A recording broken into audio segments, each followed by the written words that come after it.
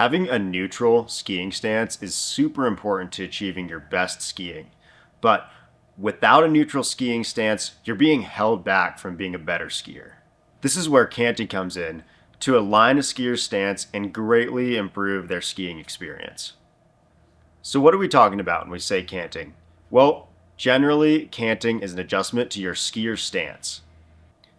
Ideally, people should be standing in a neutral stance. This means that the hips, the knees, the ankles, they're all aligned in a straight line. And what this translates to is your skis sitting flat on the snow or sitting slightly on the inside edge.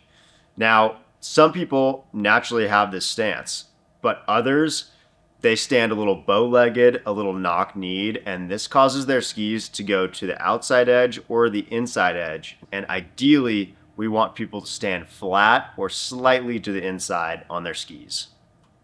So within the canting world, there are two terms that are thrown around a lot: cuff alignment and boot sole canting. Now, cuff alignment is sometimes called cuff canting by manufacturers, and this is slightly misleading, and we'll get into why. So first, what is cuff alignment? Cuff alignment is an adjustment to the angle of the cuff of the boot so it matches the angle of your lower legs a little bit better. Some people stand a little knock-kneed or bow-legged, and this deviates from the standard alignment of the cuff as it comes out of the box. And so we have to adjust the cuff to match those angles.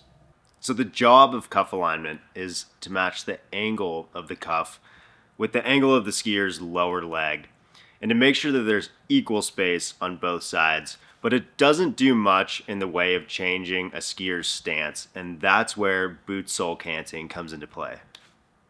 The process starts with an in-depth look at your stance to see if your stance is neutral, to the inside, or to the outside.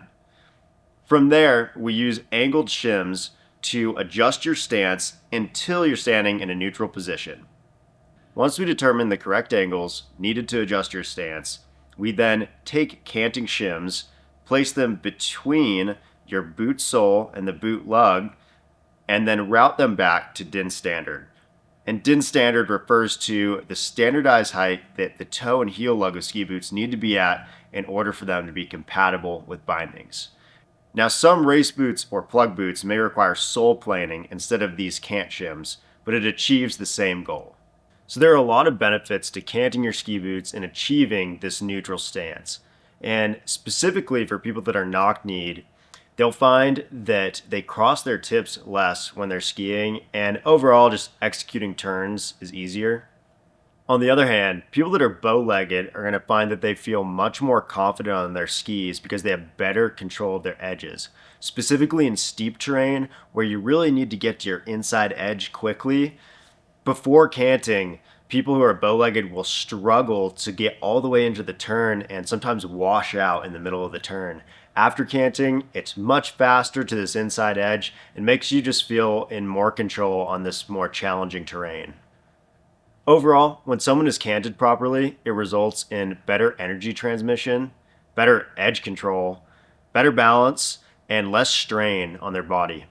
So for the people that really need canting, it can really be a night and day transformation in their skiing.